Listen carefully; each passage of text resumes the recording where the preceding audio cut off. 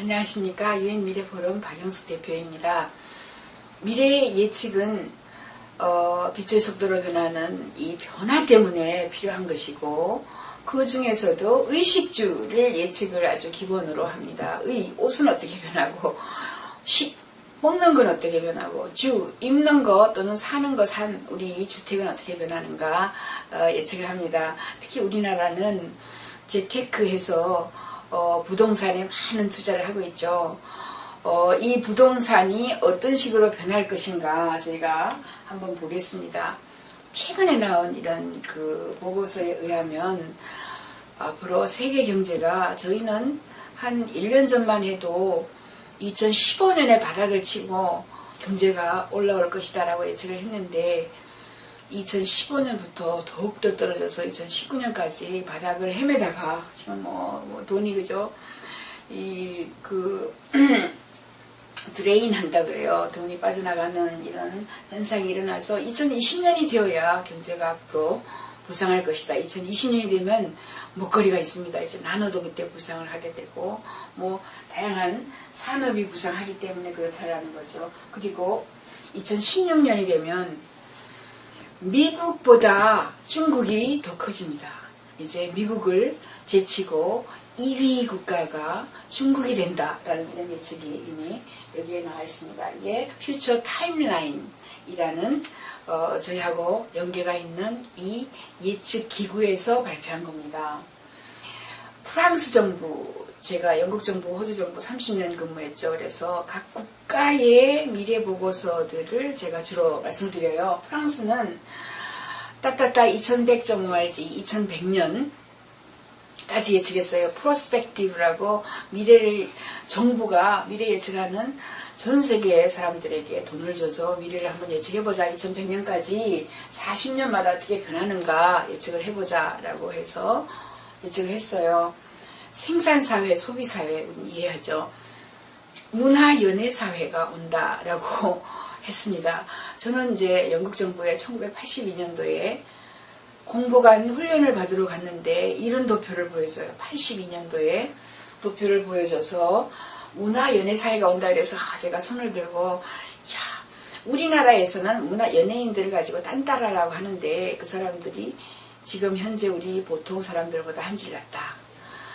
이 문화연예 사회가 오는 사회는 없어 라고 제가 손을 들고 아니다라고 얘기했습니다. 그 사람들이 기다려봐라 그랬어요.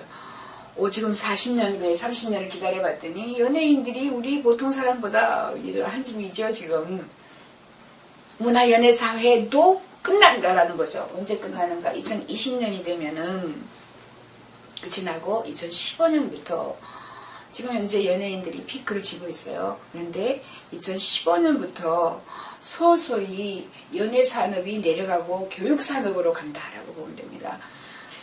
하지만 연예인들 중에서 똑똑한 연예인, 얼굴만 예쁜 연예인들은 살아남지 못하고 그 중에 똑똑한 연예인들이 가르칠 수 있는 교육사회, 티칭 소사이티로 간다고 하니까 가르칠 수 있는 이런 연예인들은 부상을 할 거죠. 그 다음이 이제 창조사회가 온다라고 합니다. 우리는 집중적으로 어디를 봐야 하냐면 2020년에 어떤 현상이 일어날 것이다. 특히 도시와 인구가 도심 탈출을 시작합니다. 그러니까 2017년, 18년이 되면 인간에게 가장 해로운 것이 분진, 자동차에서 나오는 먼지, 분진 또는 자동차에서 나오는 배기가스 오염물질이라고 합니다. 그런데 제가 유엔 미래보고서 2008년도 판에 보면 앞으로 부동산 가격이 절반 가격으로 떨어지고 깡통 아파트, 깡통 빌딩 나온다라고 했어요. 그 당시에 많은 사람들이 저를 비웃었습니다. 아파트 가격이 어떻게 내리냐, 올라가지 라고 했습니다. 저는 조금 내린다, 10% 20% 내리는 게 아니고 절반 가격으로 내린다. 아니면은 가격이 없어진다까지 예측을 했어요. 유엔 미래보고서 한번 찾아보시기 바랍니다. 왜냐하면 인구가 도심 탈출 시작하기 때문에 중소도시, 해양도시로 막 옮겨가요. 중소도시, 해양도시 강남에는 24시간 차들이 돌아다닙니다. 제롬 글렌이 한 번은 와서 1시에 강남에서 트래픽 때문에 잡혔어요. 야, 여기 있는 사람들, 강남 사는 사람들이 약 20년 빨리 죽겠구나. 이렇게 예측을 했습니다. 왜냐하면 거기에서 분진, 자동차에서 나오는 수많은 먼지들을 마시러 가는 거죠. 사실 제가 뉴욕에 살았는데 뉴욕에 2시, 4시 차 없어요. 길거리에. 우리나라만 강남에 그렇게 차가 많으니까 그 많은 매연을 강남 사람들이 마시는 거죠. 아무튼 가장 중요한 게 앞으로는 건강이 되고 건강의 기본은 물과 공기라고 합니다. 중소도시, 해양도시 20만, 30만 특히 이런 곳으로 가요. 어떤 일이 있느냐 하면 이미 80년 전부터 인구가 감소한 노르웨이, 사실 저는 외국인과 결혼했습니다. 저희 시어머니는 독일 여자고 시아버지는 노르웨이 계통이에요. 스웨덴, 노르웨이에서는 좀 특이한 경우이긴 하지만 우리 시에 이사 오면 3베드룸, 방 3개 있는 40평 아파트는 프로바이딩, 공짜로 준다 이렇게 얘기했습니다. 광고를 냈어요. 이 시에서 사람들이 다 몇 명이 더 빠져나가면 시 승격에서 그죠 탈락하는 거죠. 이런 경우부터 시작해서 외국에서는 젊은 층이 절대로 소유하지 않고 접속한다. 렌트를 빌려서 쓴다. 미국도 마찬가지죠. 그래서 앞으로 일자리가 없기 때문에 아이들이 계속해서 움직여요. 그러면 유목민족으로 갑니다. 그리고 인구를 보시면 70억이 지금 현재 93억으로 가요. 50년 후 93억. 그리고 93억에서 62억에서 32억으로 50년마다 떨어져요. 92억에서 93억에서 62억으로 떨어질 때는 집을 부술 인력조차 없어요. 집이 공짜예요. 이 집 가서 살고 저 집 가서 살고 사람들이 집이 무료가 됩니다. 특히 아파트는 아니다. 큰 아파트는 아니다. 이런 이야기를 해요. 큰 집에 화염병 던지는 이런 운동이 시작됐습니다. 왜냐하면 큰 집에 살면 더 많은 에너지를 쓰죠. 더 많은 CO2를 내놓죠. 그래서 스몰 하우스 무브먼트에서 적은 집 운동이 이제 시작이 되고 있어요. 그래서 내 돈으로 내가 큰 집에 사는데 불가능하죠. 왜냐하면 기후 온난화가 때문에 큰 집들이 이제 혐오의 대상이 되는 이런 시대가 오죠. 나노 텐트촌 해서 나노 텐트 요만한 걸 가지고 다녀야 한 800불 하는데 여름에 시원 겨울에 따뜻한 나노 텐트가 이미 나와 있어요. 그래서 나노 텐트촌으로 플러그인해서 하와이 같은 데 이미 있습니다. 커뮤니티 센터에서 하루 종일 일하고 놀고 하다가 잠만 따로 자요. 이런 식으로 변합니다. 더군다나 자동 조립주택을 사람들이 선호를 하게 됩니다. 앞으로는 일자리가 없어요. 옛날에 제조업 산업시대에는 공장 짓고 공장 옆에 일하는 사람들이 주거지를 지어서 20년 30년 공장에서 일을 했습니다. 요즘에 제조업이 소멸해요. 미국은 지금 현재 8%만 제조업입니다. 10년 후는 미국은 2%만 제조업이에요. 제조업이 없기 때문에 서비스 산업은 여기서 저기로 계속 옮겨 다니죠. 그래서 일자리가 막 계속 옮겨 다니고 더군다나 일자리마저 소멸해요. 유럽에서는 우리 아이가 어디 있는지를 몰라요. 전화해보면 파리에 가 있고 전화해보면 어디에 가 있고 일자리 찾아 6주 일하고 3주 일하고 이동성 강화라고 합니다. 그래서 일자리를 구할 수가 없어요. 그렇게 되면 아이들이 자동 조립주택으로 갈 수밖에 없다라고 저희는 보고 이 프랑스 원피에 또 예를 들어보면 금융원 세계 단일 통화로 갈 것이다. 교육은 전부 온라인으로 간다. 온라인 무료화된다. 이렇게 얘기합니다. 그래서 앞으로는 접속합니다. 공동생활을 해서 하우스가 아닌 홈. 하우스는 집이죠. 홈은 이제 아무데나 방 한 칸 얻어서 산다라고 합니다. 집 소유하지 않아요. 그래서 집 소유 소멸하고 사무실에 안 나갑니다. 왜냐하면 사무실 미국 같은 경우에 이미 재택근무 스마트 워크 시스템이 거의 32%, 30% 이렇게 돼 있어요. 그렇게 했을 경우에 1년에 미국 국민 40%만 재택근무를 하면 1년에 석유 수입 37%를 안 해도 된다고 합니다. 이 석유 수입은 중동에서 하고 있죠. 엄청난 양의 CO2를 탄소 저감 거기에다가 에너지, 자동차 그렇게 해서 1년 동안 출퇴근을 하지 않으면 그 한 달을 번다라고 해요. 한 달. 출퇴근할 때 2시간, 돌아올 때 2시간.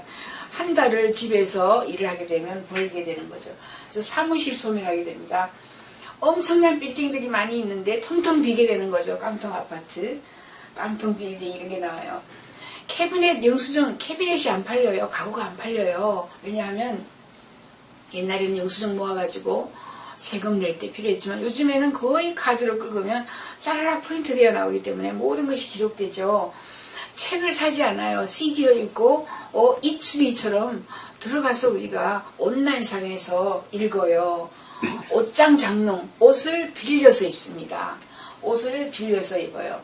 그래서 모든 사람이 이제 접속하기 때문에 심지어 거지까지도 인터넷에 접속을 하는 이런 사회가 오고요.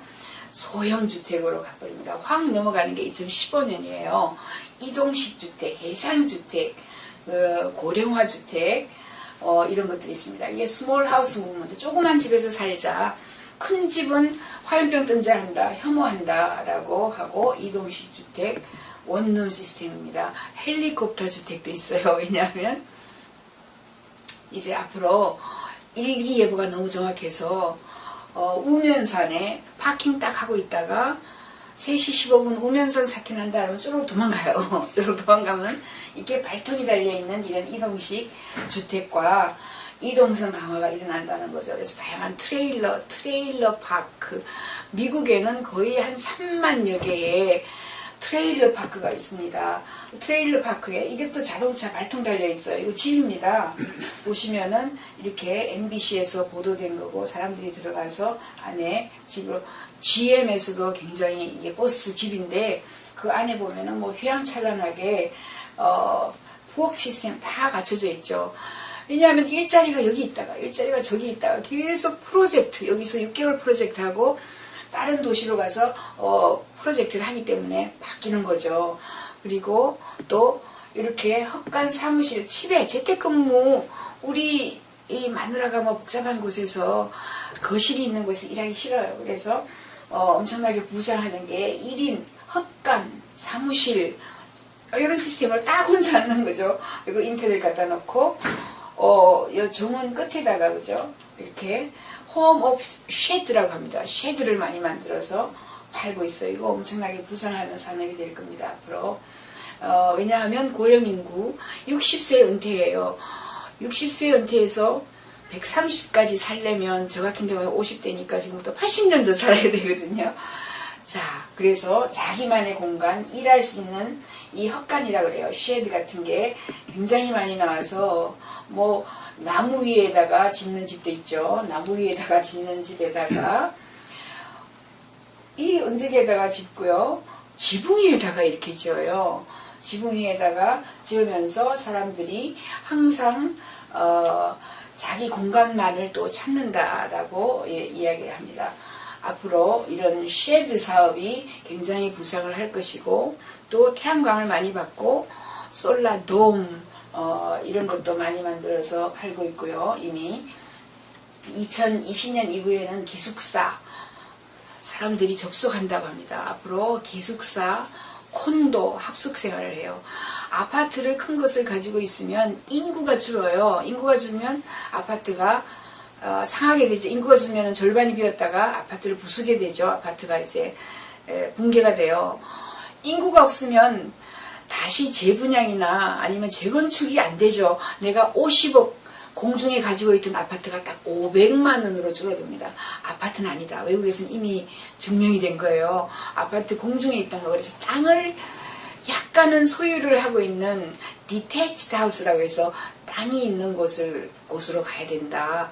앞으로 아파트는 공중에서 인구 감소 때문에 그렇습니다. 우리나라가 세계 최저 출산율이라 급격하게 2016년부터 인구가 줄어요. 지금도 너무 많은 아파트가 있습니다. 그러면 아파트가 비게 되면서 아파트를 부수게 되고 재건축 재분양이 안 되면 내가 공중에 가지고 있던 40억이 다 날아가고 한 평만 남는다. 1,000만 원만 나에게 남는 거죠. 그래서 아파트 아니다. 더군다나 큰 아파트 아니다. 앞으로는 기숙사나 콘도 합숙 생활을 합니다. 왜냐하면 계속 돌아다니기 때문에 빨래해주죠, 뭐 부엌 있죠, 다 이런 시스템 공동생활을 한다 해서 2020년 이후에는 아마 도심의 원룸 콘도라든가 호텔 기숙사 원룸 시스템도 필요가 없습니다. 부엌은 하나가 있고 공동식당이 있거나 세탁장도 하나가 있는 이런 곳으로 확 몰려간다라고 저희는 이미 예측을 하고 있습니다. 그래서 여러분이 앞으로 자꾸 아파트 사서 부자 되겠다라는 생각은 아예 접으시기 바랍니다. 감사합니다.